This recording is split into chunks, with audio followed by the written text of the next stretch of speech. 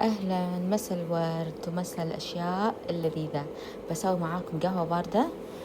طبعا راح أستخدم منتجات أوال، منتجاتهم تينن. هذا الكراميل مركز، شوفوا تقدرون تسوون فيه قهوة باردة حق الكيك حق البانكيك. وراح أستخدم بعد اللي هو عندكم هني الحليب المكثف المحلى، هم من أوال. نحط، لحظة كنت مخليتها بالثلاجة،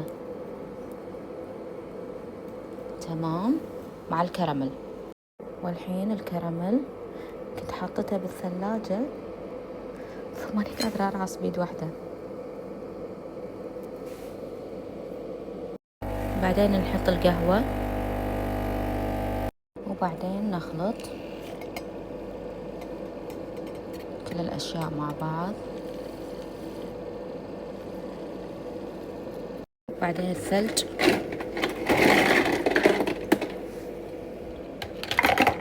وأسوي كذي عشان شوي ياخذ البرودة.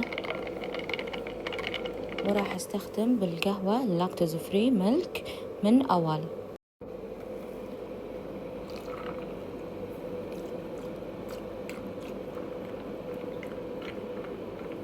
ونخلط مع بعض. وخلصت قهوتي اللذيذة برعاية منتجات أوال. وخلصت قهوتي اللذيذة برعاية منتجات أوال.